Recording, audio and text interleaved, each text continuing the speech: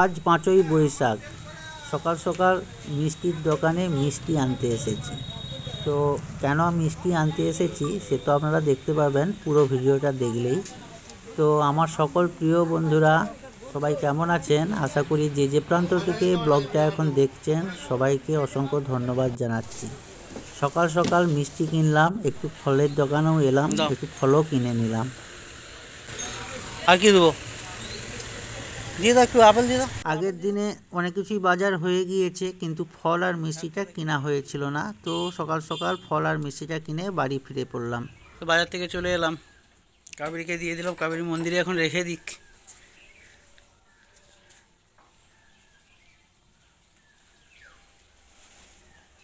আর এই ব্যাগে ফলটা আছে।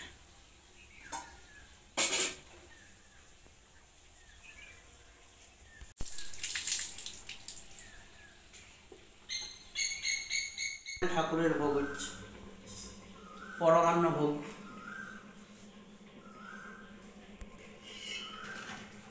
কখন বসেছো তুমি? ঠিক আছে, ভোগটা করে নাও, আমি স্নান করে দিই। বাবু স্কুল যাবে? স্কুল যাবে না, আজকে পাঠাবে না? বাবুর আবার সোমবার থেকে পরীক্ষা।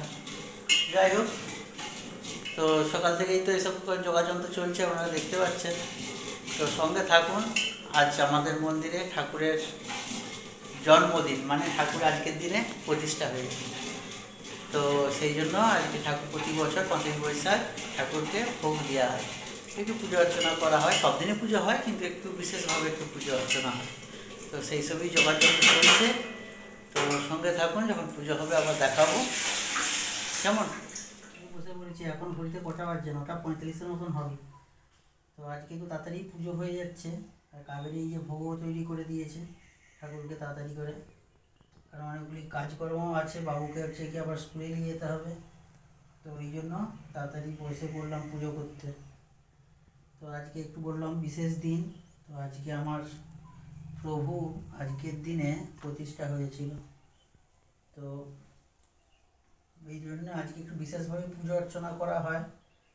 আর প্রত্যেক দিনই তো পুজো হয়, একটু বিশেষভাবে পুজো হয়, যেহেতু প্রভু আমার হাত দিয়েই প্রতিষ্ঠিত হয়েছিল। আর এই দিনটাকে ওই জন্য প্রতি বছরই আমি পালন করি একটু বিশেষভাবে। অন্যান্য সময় বাবু ঠাকুর এসে পুজো অর্চনা করতো, আমি কাজ করতে করতেই কথা বলছি, ওই জন্য ক্যামেরার দিকে তাকাচ্ছি। তো এবছর বাবুকে ডাকিনি, বাবুরও বয়স হচ্ছে, সে আসতে পারবে কি পারবে না, ওই জন্য তাকে ডাকিনি, নিজেই করে দিচ্ছি। কয়েক বছর করেছিল, হোমযজ্ঞ করেও পুজো করেছি, কিন্তু এত সময় নেই আজকে যে হোমযজ্ঞ ওই জন্য করছি না। কিন্তু এই যে ঠাকুরকে তুলসী দেওয়া হয় আজকের দিনে, তুলসী পাতা ওই জন্য চন্দন মাখাচ্ছি। এই যে দেখুন, তুলসী পাতায় চন্দন মাখাচ্ছি।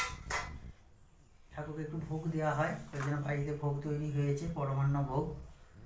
আর এখানে তুলসী পাতাগুলোকে চন্দন মাখিয়েছি। আর এই যে আমার প্রভু আজকে হাতে নিয়ে দেখাচ্ছি, দেখতে পাচ্ছেন? আজকের দিনে প্রভু আমার কাছে এসেছিলেন এবং প্রতিষ্ঠা হয়েছিল। তো এই যে আমাদের বাড়িরই দেবতা, বাড়িতেই ছিল।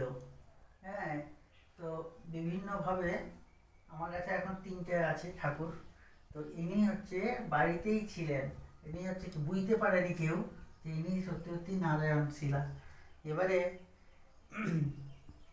মানে অনেক কয়েকদিন আগের ঘটনা বলছি আপনাদের, একটু ইতিহাসটা বলি। আমি ছোটোবেলা থেকেই খুব বিষ্ণু ভক্ত, শিবেরও পুজো করি ঠিকই কথাই, কিন্তু খুব বিষ্ণু ভক্ত। তো আমি ঘরে যখন পড়তে যখন আমার তখন পড়তেও হয়নি, তখন থেকেই আমি ঠাকুরের প্রতি একটু আমার বেশি ঝোঁক আছে। আপনারা আমার ব্লগেও দেখেছেন, পুজো অর্চনা সব কিছুই আমি করি। তো এরকম দিনে মানে ঠিক চৈত্র মাসে, তো মনে একটু খারাপ লাগছে যে আমার বাড়িতে নারায়ণ শিলা নেই, এই জন্য একটু মনটা খারাপ।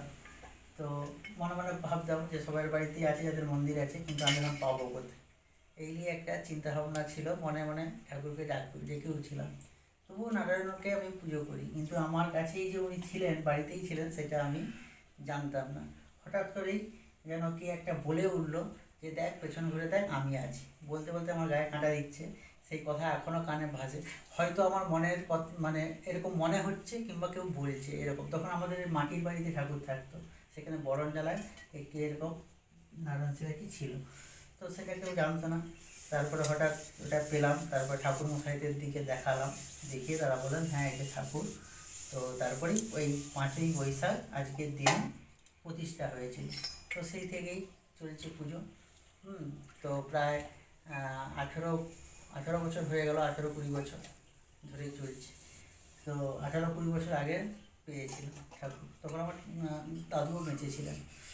তো যাই হোক, আজকে তো বিশেষ দিন। এই যে দেখুন পুজোর জোগাড় যন্ত্র সব কিছু হয়েছে, আর একটু ইতিহাসটাও আপনাদেরকে বললাম। তো এবারে পুজো শুরু করতে হবে, নাহলে দেরি হয়ে যাবে। তো সঙ্গে থাকুন। তাই প্রতি বছর এই বিশেষ দিনে 5ই বৈশাখ, সে যে কোনো বার হতে পারে, যে কোনো তিথি হতে পারে, তো এই 5ই বৈশাখটাকে ধরেই আমি মন্দিরে একটু ঠাকুরকে পঞ্চামৃত সহকারে স্নান করিয়ে পুজো করি। তো প্রত্যহ তো নিত্য পুজো হয়, ঠাকুরকে প্রত্যহ স্নান হয় ঠাকুরের, কিন্তু এই বিশেষ দিনে ঠাকুরকে ঘি, মধু, গঙ্গাজল দিয়ে এবং দুধ দিয়ে স্নান করিয়ে তাকে আবার পুনরায় পুজো করি। তার ভোগ হয়, ভোগ আরতিও হয়। তো সব কিছুই অল্প অল্প করে ঠাকুরকে, যেমন ঠাকুর জুটিয়েছে এবছর সেই মাফিক ঠাকুরের পুজো অর্চনা হচ্ছে, আপনারা দেখতে পাচ্ছেন। তো খুব ভালোও লাগে এই একটা দিন। প্রতি বছর এই দিনটিতে ঠাকুরকে মহাস্নান করানো হয়। তো এখন মহাস্নান করাচ্ছি, আপনারা দেখতে পাচ্ছেন।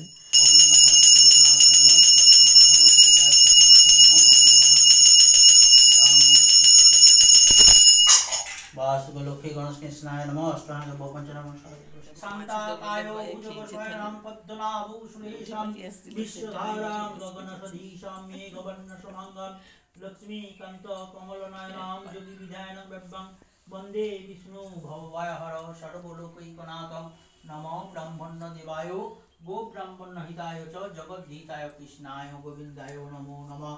ओं शंखाय नमः, ओं चक्राय नमः, ओं गदाय नमः, ओं पद्माय नमः, अधिपते देवाय विष्णवे नारायणाय नमः, संप्रदानाय नमः, रघुनाथाय नमः, सुदर्शनाय नमः, गिरिधारी गोपीनाथाय नमः, मदन मोहनाय नमः, विष्णवे नारायण यवच्या यवच्या यवच्या यदिष्टे तिष्टे तिष्ट य सन्निधि सन्निरुद्ध वस्त्रादिष्टां पूर्वं जगन्नाथ। ओं नमः श्री विष्णवे नमः।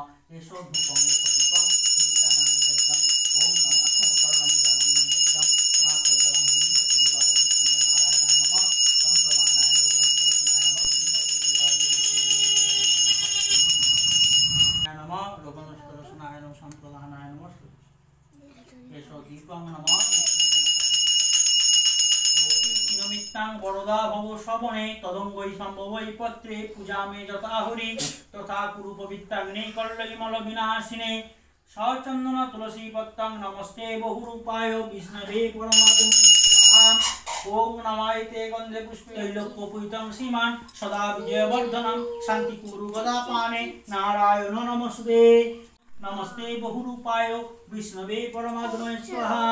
ओम तुलसी तेज बिंदु करुणा सिद्ध हेतवे पूजयामि जगन्नाथ फलं देहि जतन्नर।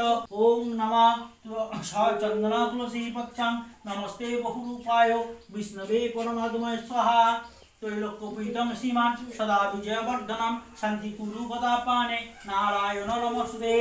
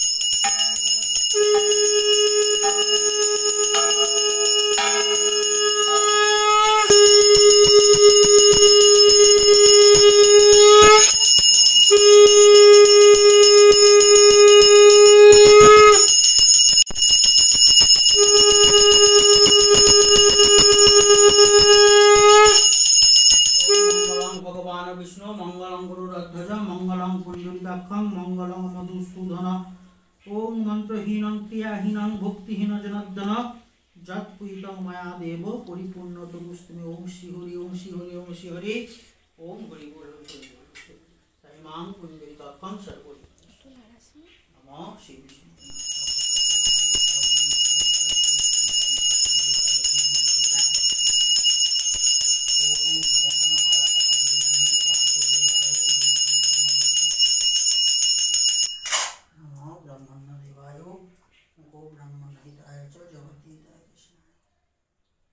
এইমাত্র মন্দিরে পুজো শেষ হলো, ঠাকুরকে ঝাড়াও দিয়ে দিয়েছি, সমস্ত পুজো পুজো সব শেষ হলো। সকাল সকাল পুজো হয়েছে, এখন 10:30 বাজছে নাকি? 10:30 বাজছে, 1 ঘন্টা লাগলো সব পুজো করতে। তো ঠিক আছে বন্ধুরা, পরে আপনাদের সঙ্গে আবার কথা বলা হচ্ছে। সঙ্গে কখন চান করবো? কখন? চলো স্কুল যেতে হবে, স্কুল যেতে হবে। চলো 10:30, 10:35 হয়ে গেছে। চলো বন্ধুরা, বাবু বই পড়েছে, স্কুল যাবে বলে দেখতে পাচ্ছেন। আর ওদের স্কুলে এই যে আই কার্ড দিয়েছে, আইডি কার্ড, হ্যাঁ দেখিয়ে দিলাম। এই যে বাবু রেডি, এবার খাওয়া দাওয়া করে না, একটু খেয়ে না, হালকা করে একটু খেয়ে না, মাখাই দিচ্ছে তোমাকে হু করে। ছেলেকে স্কুল থেকে দিয়ে এলাম এই মাত্র। তো এই রাস্তা দেখুন, আমাদের মাঠের কাছে এসে গেছি, সব জমির ধান কাটা হয়ে গেছে, ফসল সব কাটা হয়ে গেছে। আর মাঠের অবস্থা দেখতে পেয়ে সেটাই, কি করবে, সব দিন যদি বৃষ্টি হচ্ছে, তারপর জল ছেড়েছে এপাশে। হ্যাঁ, তুমি তো এই জমিতে চাষ করেছো নাকি? ওহ কি অবস্থা।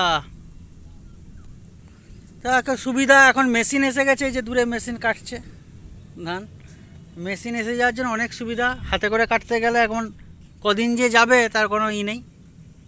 আবার ধান কাটা, ধান তোলা, ধান ঝাড়া, অনেক মানে লেবারও যাবে, আবার হচ্ছে গিয়ে কাজ করতেও অসুবিধা। এটাই সুবিধা মেশিনে এখন। তো যাই হোক, চলুন এবার বাড়িতে যাই। সারাদিন তো আজকে মোটামুটি সব কিছুই ভালো চলছে, এবং সকাল সকাল পুজো হয়ে গেল। এই 11টা বেজেছে। ছেলেকে স্কুল থেকেও দিয়ে চলে এলাম, স্কুলে দিয়ে চলে এলাম। এবারে হচ্ছে বাড়ি যাচ্ছি। এই ধানগুলো আমার কোথা থেকে এলো? ধানগুলো হ্যাঁ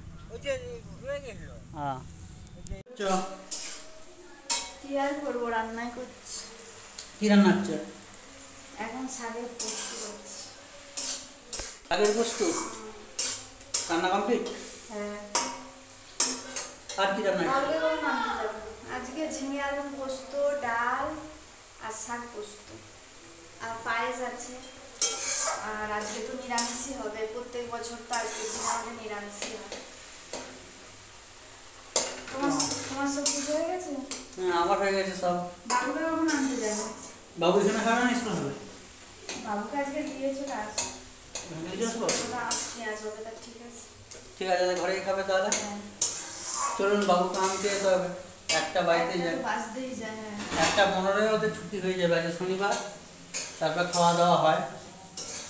তো যাই হোক, ওকে আজকে যেহেতু খাওয়াবো না, সেখানে নিয়ে চলে আসতে হবে।